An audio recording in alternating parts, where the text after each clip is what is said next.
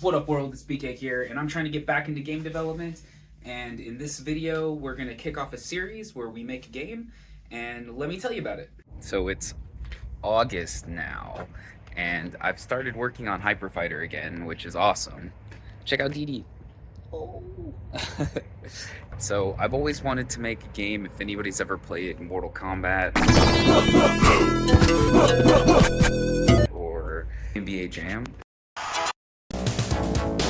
where they, a long time ago when they made those games, they actually used like green screens and they did the animations in front of them, and then they cut out the backgrounds and then they pre-rendered them and put them in the game. So technology back then, you know, in like the early 90s, was like crazy technology back then. But today, like, it's not that hard to set up a green screen and do stuff like that. So I've always wanted to kind of make a game where you utilize that stuff. How it began. So it's really, when you think about Midway in that era, you're familiar with NARC. That was this new hardware platform that Eugene Jarvis had developed there in Chicago. They crafted a game that had some digitized imagery in it. There was a red Porsche, and you know, there were characters walking around. You were trying to take out drug dealers. It was really the first violent game even. There were a lot of body parts, you know, you'd blow people up with, you know, bazookas. So by that stuff, I mean where you take a green screen and then you use real actors to create the animations out of. Because for me, the hardest part is getting art assets. It's difficult to, like, I'm not an artist. It's expensive to pay artists. And, you know, people deserve to be paid for their work. So I've been trying to think of alternative ways, and I like making videos. So I've been thinking that if I can kind of combine those two things together, then I can make a pretty, probably cheesy, but interesting game.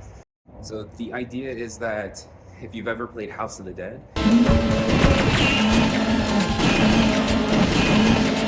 it'll be a rail shooter, and I'm gonna do all the animations myself. I've been kind of kicking around what the storyline is, and I'm thinking it's gonna be...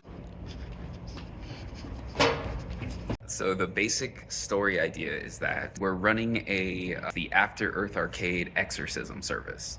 So where our goal is to like exorcise ghosts or whatever. So we get a call and they're like, hey, I've got a job for you. Kind of like in those noir movies, how it always starts with like somebody walking in the door and then they're like, hey, I got a job for you.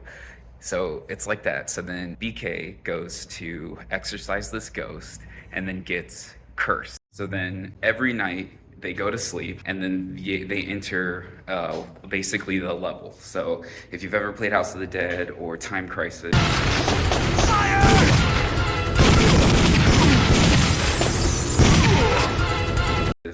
they're on-rail shooters, so it's just like you're running through an area, zombies or ghosts or whatever come out at you, and then you shoot them, and then you advance to the next part of the stage. So yeah, we get the call, and then we try to exorcise the ghost, but the ghost ends up taking us over, and we pass out. And then that's the first level. So you'll go through whatever it is, and then at the end of it, you'll wake up in, you know, just in their bedroom, in their house or whatever. A section where you're like looking in the mirror or like doing something, and then that'll be like how you upgrade your character. So you'll make your shots wider, or you'll get spread shots, or whatever the mechanics we create are. So the loop will be, you know, go to sleep, do a level, wake up, upgrade your character, go to sleep, do a level. And you'll just rinse and repeat that until the game ends. So I was thinking like 5 levels or something like that. How we would end up doing it is to make a level, we would actually take actual video footage of an area. So something like this.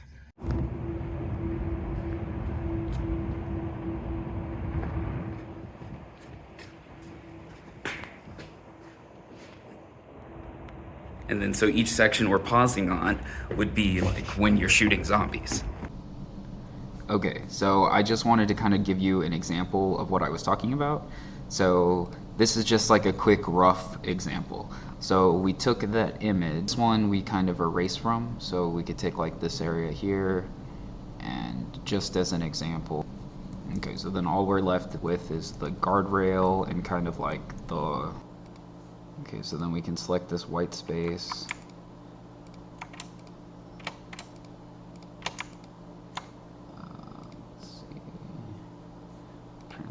background.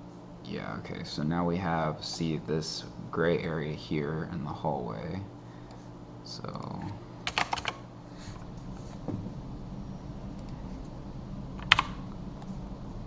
and this we'll put on layer 3.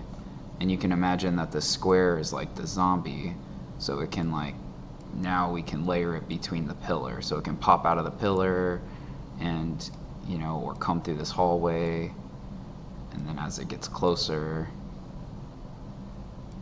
like to us, we can shrink the perspective or increase the perspective to make it look like it's getting closer or whatever. I'm not sure we'd be able to finish this project by October, but it would be, you know, interesting if we can try.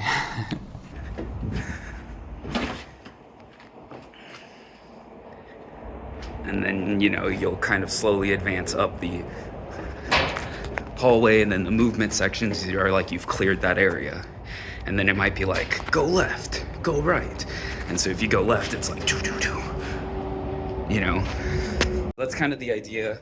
And then to do the actual animations of the zombies, I'll like dress up and get in front of a green screen and then do the animations. And then we'll put it all in the engine and see how cheesy it looks. So some of the challenges with this are going to be finding good locations and also processing all of the video and getting it to work in the engine. Well, I've wanted to do this for a long time, but I guess I've gotten the confidence to actually start to work on it because I recently watched the Giant Bomb group play I'm in Love with Your Dead Grandmother. And dialogue options. Guys, we could make a game just like this. Now, should we? Definitely not. But we could. Let me check, of course. Oh. What's up, lady? I'm here to clean your whole pipes, eh? The game developer behind that, him and his partner, they, you know, they did literally a full motion video game, and all the gameplay mechanics are just like choices. You know, he's just talking to the camera, and it's a choose your own adventure game, and they have like a storyline, and then in between each section there's like options that come up, and there's a couple quick time events, but that's really it. And it's cheesy and not the greatest, but it is pretty hilarious. And that's the thing, is I still want our game to have gameplay mechanics and have like gameplay of its own right. So it's just, like I said, I had this idea for a long time, and I've kicked it around with a few people, and I've tried to actually make it before. I just wasn't able to get the green screen stuff to work properly. So Mark said he can actually help me out with that, and if that's the case, this project could be really doable. So I'm still working on Hyper Fighter, and the game's playable now. You can check it out in the link in the description. If you want to get in there and leave me feedback, let me know what you think. But it's a long form project, and that's going to take a while to really get to a point where we're, you know, selling it or anything like that. So my goal with this game, the rail shooter, would be to have it out by the latest Halloween. It's 8/12 right now, so we would have till 10/31 to release the project and sell it on Steam. You know, like even if we put it up there for a couple bucks or whatever, and I don't know, I don't really expect anyone to buy it, but I think it would be interesting and fun. It's also, I think, gonna make decent content. So we start this series where we develop the game together, and along the way you can provide feedback. If you have ideas, we might be able to implement some of your ideas, and I think it'll be a good challenge, something for us to try to do to level up. And, you know, having a hard deadline can force creativity and all these other things. In the next video, I'll show you my method on writing a game design document, and we'll roadmap the project.